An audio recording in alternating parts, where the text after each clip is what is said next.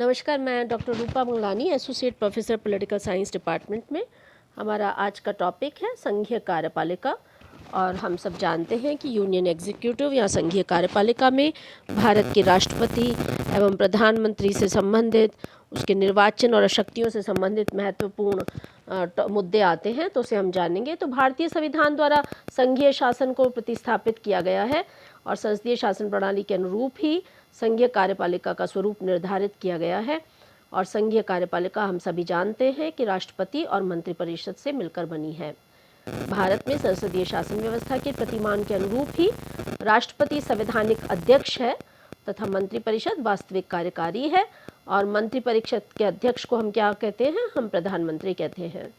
तो मंत्रिपरिषद के सदस्य जो है वो जनता के प्रतिनिधि होते हैं।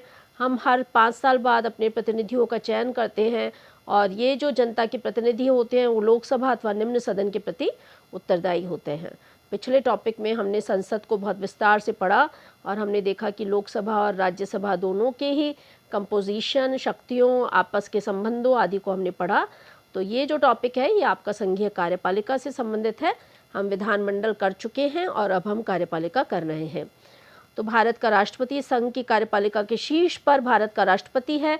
संविधान निर्माताओं द्वारा भारत के राष्ट्रपति को संवैधानिक अध्यक्ष की भूमिका के रूप में परिकल्पना की गई थी। डॉक्टर अंबेडकर ये कहते हैं कि हमारा राष्ट्रपति राष्ट्र का प्रतिनिधित्व करता है किंतु शासन नहीं करता। वह राष्ट्र का प्रतीक है, उसका शासन में वह स्थान है, उसके नाम पर ही राष्ट्र के निर्णय घोषित किए जाते हैं। तो भारत के संविधान के अध्याय 5 में अनुच्छेद 52 से लेकर 62 तक राष्ट्रपति की पदस्थिति, निर्वाचन प्रक्रिया, पद अवधि, इस सब का वर्णन किया गया है। संविधान के अनुच्छेद 52 के अनुसार भारत का एक राष्ट्रपति होगा तथा अनुच्छेद 53 में यह उपबंधित किया गया है कि संघ की कार्यपालिका शक्ति राष्ट्रपति में निहित होगी और वह इसका प्रयोग संविधान के अनुसार स्वयं या अपने अधीनस्थ अधिकारियों के माध्यम से करेगा। तो ये तो हुआ राष्ट्रपति का परिचय। आप संविधान के अध्याय 5 में अनुच्छेद 52 से लेकर अनुच्छेद 62 तक देख सकते हैं। और मैं आपको ये सुझावित करूँगी कि बेयर एक्ट आप खरीद लें और उसमें भारत के संविधान का बेयर एक्ट आप खरीद लेते हैं तो उसमें आपको महत्वपूर्ण अनुच्छेदों की जानकारी भी हो जाएगी। तो अनुच्छेद 52 जो है वो भारत के एक राष्ट्रपति का प्रावधान करता है और 53 ये कहता है कि संघ की सारी कार्यपालिका शक्ति राष्ट्रपति के अधीन होगी और वो उसका प्रयोग संविधान के अनुसार या अपने अधिकारियों के माध्यम से करेगा। तो राष्ट्रपति कौन बन सकता है? राष्ट्रपति पद के लिए क्या अहर्ताएं हैं? राष्ट्रपति पद के लिए क्या क्या क्वालिफिकेशंस होंगी? वो अगर हम देखें तो संविधान के अनुच्छेद 58 के अनुसार वही व्यक्ति राष्ट्रपति निर्वाचन होने का पात्र है जो भारत का नागरिक हो, 35 वर्ष की आयु पूर्ण कर चुका हो, लोकसभा का सदस्य निर्वाचित होने की योग्यता रखता हो, भारत सरकार या किसी राज्य सरकार के अधीन या दोनों सरकारों में किसी भी नियंत्रित किसी स्थानीय या अन्य प्राधिकारी के अधीन लाभ का पद ग्रहण न किया हो। यानी राष्ट्रपति के पद के उम्मीदवारी के लिए वह व्यक्ति केवल राष्ट्रपति के पद का ही उम्मीदवार हो सकता है।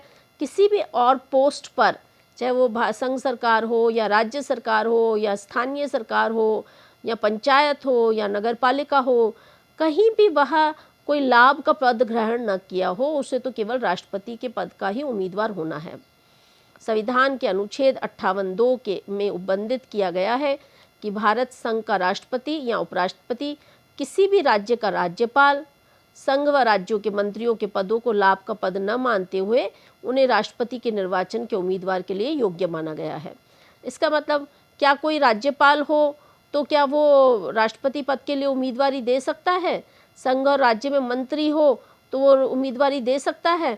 तो हमारे यहाँ जो है राष्ट्रपति के पद पर एक व्यक्ति एक पद की बात कही गई है। हाँ, वो उम्मीदवार तो हो सकता है, लेकिन अगर वो निर्वाचित हो जाएगा, कोई राज्यपाल है और राष्ट्रपति के पद पे निर्वाचित हो जाता है, तो उसे जो है एक पद को रिक्त करना होगा। जो भी वो केवल एक व्यक्ति और एक पद की ही हमारे यहाँ शर्त है। तो किसी उम्मीदवार के राष्ट्रपति पद पर निर्वाचित होने पर उसे पद के अतिरिक्त अन्य पद को रिक्त करना होगा। संविधान का अनुच्छेद 59 ये कहता है कि राष्ट्रपति ना तो संसद के किसी सदन और न किसी राज्य के विधानमंडल के सदन का सदस्य होगा।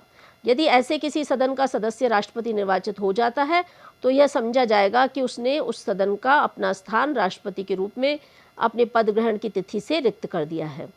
तो ये तो हुआ राज्यपाल राष्ट्रपति के पद की हमने योग्यताएं देखी या अर्हताएं देखी कि कौन व्यक्ति जो है वो राष्ट्रपति हो सकता है।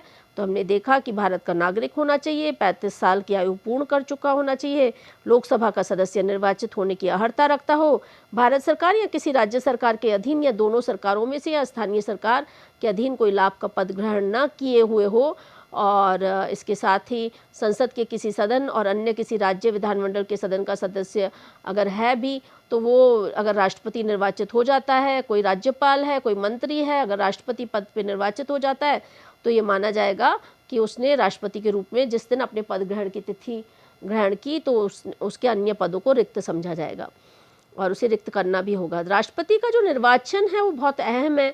भारत में गणतंत्रात्मक व्यवस्था को अपनाया गया है तो राष्ट्र का अध्यक्ष राष्ट्रपति निर्वाचित होता है। भारत के राष्ट्रपति का चुनाव अप्रत्यक्ष निर्वाचन पद्धति से होता है। अगर ये सवाल आए कि कैसे होता है तो उत्तर होना चाहिए अप्रत्यक्ष निर्वाचन पद्धति से।